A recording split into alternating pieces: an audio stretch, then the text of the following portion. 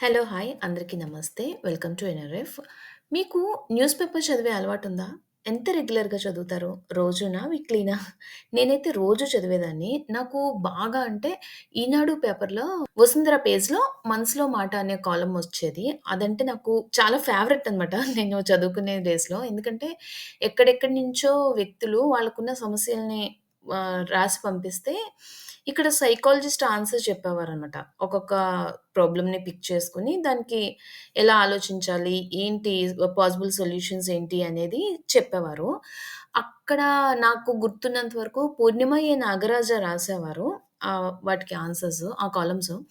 అయితే నేను అవి చదువుతున్నప్పుడు నాకొకసారి బాగా గుర్తుందేంటంటే ఒక అమ్మాయి రాసిందనమాట. తన భర్త తనని వేధిస్తున్నాడు అని. కానీ ఏంటంటే, ఆ అమ్మాయికి తన భర్త ఎలా పరిచయం అంటే, తను తన భర్త ఎక్కడ మొదటిసారిగా కలుసుకున్నారంటే, ఇవి జరుగుతాయి. ఇప్పుడు అప్పట్లో ఒక పెద్ద గ్యాంగ్ రేప్ జరిగింది కదా!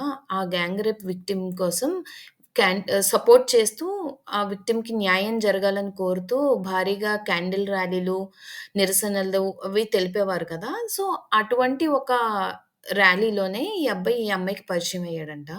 సో, అంత అమ్మాయికి సపోర్ట్ చేస్తున్నాడు.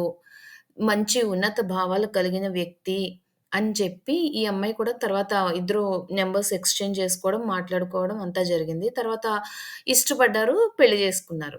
కానీ కట్ చేస్తే పెళ్లయిన తర్వాత ఆ అబ్బాయి ప్రవర్తన కంప్లీట్‌గా డిఫరెంట్‌గుందనమాట. తను ఊహించుకున్న దానికి అంటే తను అనుకున్న దానికి, తనకి కనిపించిన దానికి, పెళ్ళయ్యాక తనకి కనిపించిన బిహేవియర్‌కి చాలా తేడా ఉంది. అయితే ఆహ్, ఆ తర్వాత రాసిందనమాట. తనని ఆహ్, ఇదేంటి అదనపు కట్నం కోసం వేధిస్తున్నాడు, కొడుతున్నాడు, శారీరకంగా, మానసికంగా హింసలో పెడుతున్నాడు అని జెప్పి.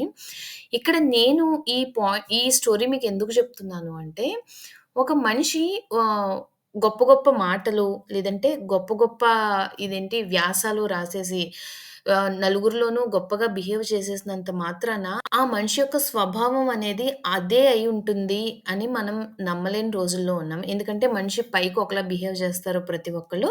అలాగే లోపల ఇంకొకటుంటుందనమాట. అలాగే ఇప్పుడు గూడా చాలామంది యూట్యూబర్సు యూట్యూబ్‌లో ఒకలా బిహేవ్ చేస్తారు. కానీ వాళ్ళ వరకు వచ్చేసరికి వేరేలా బిహేవ్ చేస్తారు. ఫర్ ఎగ్జాంపుల్‌గా చెప్తున్నాను. నాకు రీసెంట్‌గా నేను పెట్టిన ఒక పోస్ట్‌కి కామెంటొచ్చింది. ఏంటంటే, స్కల్డ్ పోయెట్ అనే ఆయన ఆ యూట్యూబ్ ఛానెల్ నుంచి పెట్టారు. ఆ కామెంట్ ఏంటనేది నేను మీకిక్కడ డిస్‌ప్లే చేస్తాను. బట్ చదివి కూడా చూపిస్తాను చూడండి ఒక్క నిమిషం. ఓకే. ఆయన పెట్టిన కామెంట్ ఏంటంటే, "సంయమనం లేని నీ ప్రసంగం, నీ చతురత వ్యర్థం. నువ్వు విధవా లేక వితంతువా? కార్యదీక్ష, దక్షత లేని నీకు ఎందుకు ఈ వితండవాదం? గుర్తింపు కోసమా లేక ఆకర్షణ కోసమా? వ్యర్థం తల్లీ. స్త్రీని అవమానించడం వల్ల మీరు చేసిన తప్పు మీకు తెలుస్తుంది. కాలం అనేది నీ దూల తీరుస్తుంది తల్లీ." నాకర్థం కాలేదు ఈ కామెంట్. అంటే ఏంటంటే, స్త్రీని అవమానించకూడదని ఆయనే చెప్పేస్తున్నాడు. మళ్ళీ కాలం అనేది నీ దూల తీరుస్తది అని ఆయనే అనేస్తున్నాడు. అది కూడా ఒక స్త్రీని అడ్రెస్ చేస్తూ. మరి ఒక స్త్రీని అడ్రెస్ చేస్తూ నా ప్రొఫైల్ చూడగానే ఎవరికన్నా తెలుస్తది.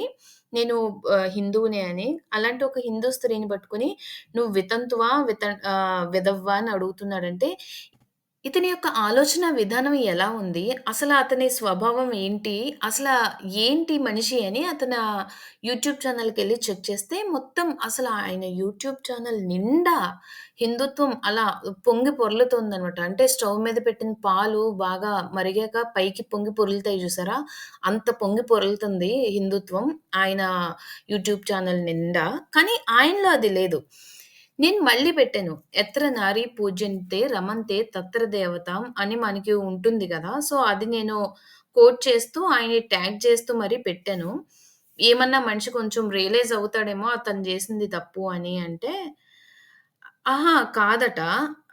ఏమంటున్నారు అప్పుడు గూడా వచ్చి ఏమంటాడు, "ఇది సభ్యత, సంస్కారం ఉన్న స్త్రీకి ఒక స్త్రీ అయిన మీరు ఇంకో స్త్రీని అవహేళనగా విమర్శించడం, ప్రవచనకారులను విమర్శించడం, నాలుకకు నరం ఉందా అన్నట్టుగా ప్రవర్తించడం సంస్కారహీనం, విమర్శనీయం" అంట. ఓకే. విమర్శలు వద్దని ఎవ్వరు అనరు. ఓకే. కానీ మనం ఏ రకంగా విమర్శిస్తున్నాం అనేది ఇక్కడ అసలు సమస్య. కాకపోతే ఏంటంటే ఇక్కడ నేనే ప్రవచనకారులను విమర్శించాను? నేను ఎవరిని విమర్శించలేదు. అంటే ప్రవచనకారులని నేను తిట్టలేదు ఫస్ట్ ఆఫ్ ఆల్. ప్రవచనకారులు వాళ్ళు చెప్పిన విషయాల్ని మనం తిరిగి కోట్ చేస్తే అది విమర్శ అయిపోతుందేమో మరి నాకు తెలీదు. ఇంకోటేంటంటే, మీరు ఇంకో స్త్రీని అవహేళనగా విమర్శించడం అంటే, ఎవరిని అవహేళనగా విమర్శించానో చెప్పండి అని కూడా నేనడిగాను. అడిగితే ఆయన ఇప్పటికొచ్చి నాకు రిప్లై పెట్టలేదనమాట. సో, ఇక్కడ నేను ఎందుకు చెప్తున్నాను ఇది అంటే, హిందువుల్లో చాలా మంది ఇలాగే ఉన్నారండి. ఏంటంటే, వాళ్ళొకటి చెప్తారు పైకి, వాళ్ళు పాటించరు. కానీ ఎదుటి వాళ్ళు మాత్రం ఎదుటి వాళ్ళని వాళ్ళు ఏమైనా అనేయొచ్చు. వాళ్ళని మాత్రం ఎవరేమనకూడదు.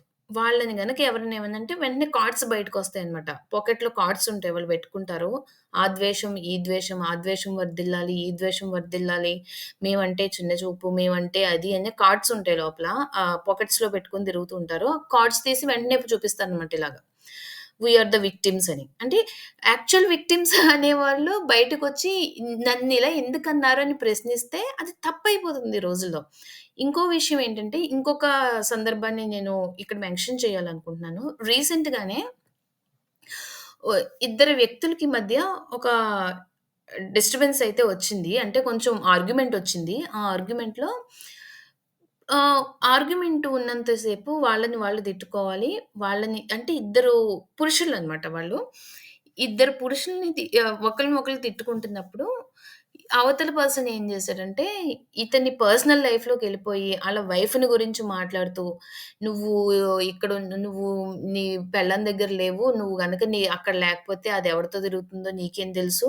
అది ఎవరితోనో తిరుగుతుందన్నట్టు మీనింగ్ వచ్చేలా మాట్లాడితే సీ ఏ మగాడికైనా నాకు తెలిసినంత వరకు రెస్పెక్ట్ అనేది పెళ్ళైన మగాడు భార్యలో చూసుకుంటాడు. అలాగే పెళ్లి కాని మగాడైతే తన తల్లిని లేదంటే తన సిస్టర్‌ని ఎవరైనా ఏమన్నంటే వెంటనే రియాక్ట్ అవుతారనమాట. అవి ట్రిగ్గరింగ్ పాయింట్స్. సో, ఎదుటి వాళ్ళని ట్రిగ్గర్ చేయాలి అనుకున్నప్పుడు అంటే వాళ్ళని ఎలాగో ఒకలాగా ఇప్పుడు నేను ఖచ్చితంగా ఎదుటివాడిని హర్ట్ చేయాలి. అది ఎలా? వీడిని ఇప్పటి వరకు ఎన్ని మాటలు తిట్టినా వీడు తిరిగేసి సమాధానం చెప్తున్నాడు. వీడు వీక్ అవ్వట్లేదు. వీడు ఇంకా స్ట్రాంగ్‌గా ఉన్నాడు అనుకున్నప్పుడు ఎదుటివాడు చేసే పనేంటంటే ఫ్యామిలీ లైఫ్‌లోకెళ్ళిపోయి పెళ్ళైన మగాడినైతే భార్య పేరుతో తిట్టడం. లేదంటే పెళ్లి కాని మగాడు అయితే తల్లిని, చెల్లిని పెట్టి తిట్టడం. ఇది బాగా అలవాటైపోయింది ప్రతి ఒక్కళ్ళకి. ఎందుకు ఈ రకంగా మరి మాట్లాడుతున్నారో నాకు తెలీదు. అన్‌ఫార్చునేట్‌లీ ఇద్దరు హిందువులే అక్కడ.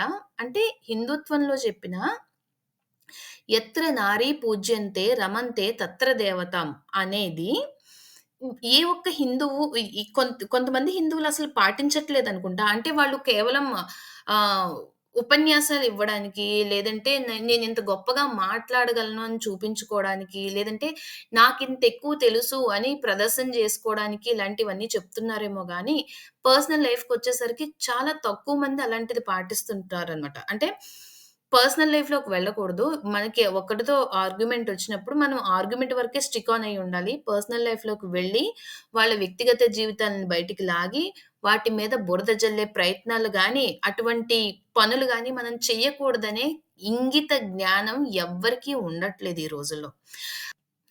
ఇంకా ఇంట్రెస్టింగ్ విషయం ఏంటంటే, ఈ మాటలు పడిన వ్యక్తి ఎవరైతే ఉన్నారో ఆయన నన్నిలా అంటున్నారు. సో, ఇది పర్సనల్ అటాక్ ఇది తప్పు కదా! అని ఆయన రియాక్ట్ అయితే ఆయనకేం చెప్తున్నారంటే, "నువ్విలా రియాక్ట్ అవ్వడం తప్పు. ఇప్పుడు అనుకునేవాళ్ళు 100 అనుకుంటారు. ప్రతిదానికి నువ్వు రియాక్ట్ అవ్వాల్సిన అవసరం లేదు. అయినా ఊరుకో ఎందుకొచ్చింది? గొడవ పెద్దది చేసుకోకూడదు. నువ్వే ఊరుకోవాలి.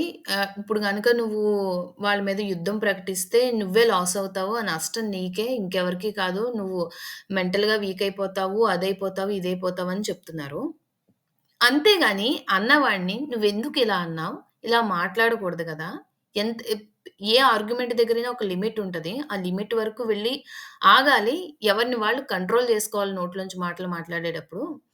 అంతేగాని "నువ్వెందుకిలా అన్నావు? నువ్వు ఖచ్చితంగా అతనికి క్షమాపణ చెప్పే తీరాలి" అని చెప్పే పెద్ద మనుషులెవరు ఉండట్లేదు మరి. మళ్ళీ హిందుత్వంలో అందరూ ధర్మ పోరాట వీరులే. అందరూ ధర్మ పోరాటం చేసేవాళ్ళే. ఆహ్, అందరూ గొప్పవారే. ఓకే. ఎవ్వరు తక్కువ గాదు. అందరూ గొప్పవారే. కానీ ఎవ్వరికీ ఇక్కడ గొప్పతనం లేదు. అది విషయం అన్నమాట. అంటే అందరూ గొప్పవారే. కానీ ఎవ్వరి దగ్గర అంత గొప్పతనం లేదు. ఇలాంటిదే నేను కొన్ని ఇయర్స్ బ్యాక్ కూడా ఫేస్ చేశాను. కానీ అప్పుడు నన్నే తిట్టారు.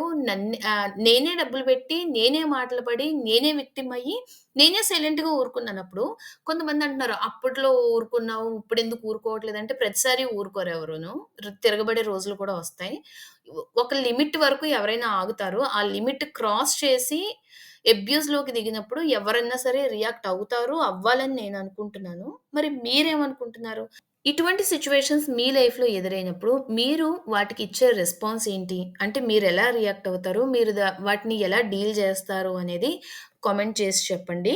మరొక వీడియోలో మళ్ళీ కలుసుకుందాం. అంతవరకు సెలవు. నమస్తే.